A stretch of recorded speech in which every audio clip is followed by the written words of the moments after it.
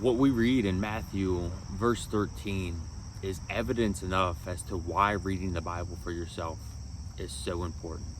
You see, these religious leaders in Jesus's day were leading so many people to hell. They themselves, they were going to spend eternity in hell by what they were teaching, by what they were implementing themselves. But what made matters worse was that they were taking people with them. And these people may not have even realized it because they were just taking someone else's word for it. So that is why it's so important for you and me to open up the Bible for ourselves. So don't take my word for it, whatever I share on here. Don't take your pastor, your minister, your preacher's word for it. I'm not suggesting that they are misleading you, but what I am suggesting is if they are teaching, if I am teaching erroneously, then you'll be able to call it out because you're reading for yourself. You'll be able to discern how you see truth. Now, we're all going to see things differently, and that's part of why we do need each other so we can share with one another. You can go to church and listen to your pastor and what he says and try to discern, or she says, if what they are teaching is truth. And if it isn't, have a conversation with them. Get to the root of it. That's how we grow. Iron sharpens iron. So one friend does another, right? This is all a process of sanctification together. And so these religious leaders, as Jesus was saying, were knowingly telling people, teaching them these man-made rules, regulations, laws.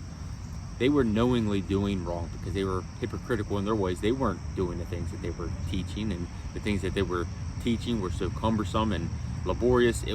Their yoke was not light like Jesus's was. Jesus was not putting unnecessary pressure on people, but yet these people couldn't see it because of all of these things that man had made in place, these traditions, these sacraments, this to-do list, when all Jesus really wants from us is a relationship.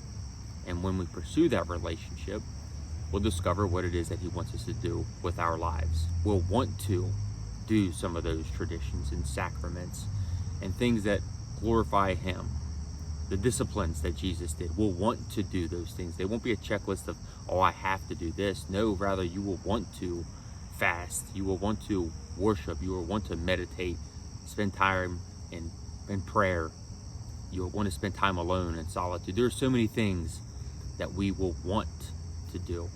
And it's a byproduct of just spending time with him and in his word. This world will tell you otherwise, because these teachers still do very much exist. Unfortunately, there are still plenty of people misleading others. Jesus even said, broad and busy is the road to death, to hell. And so in order to avoid that highway to hell, because some don't even realize it, you have to open up God's word for yourself. That's how I have realized all the mistakes in my life. I was just taking someone else's word for it. And then I opened up God's word for myself. And I realized how far off the mark I was, but how much more work that I had to do, wanted to do, to become the person that God created me to be. The Bible will reveal all of that to you if you wanted to. So the choice is always yours. Don't take someone else's word for it. Invest your time, your efforts into his word, because I don't think there's anything that is more important than pursuing that.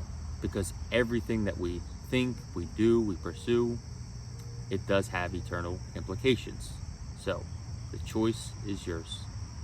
Open up God's word for yourself and start to discover the life he has waiting for you. Or you can take someone else's word for it and potentially be led down the wrong path.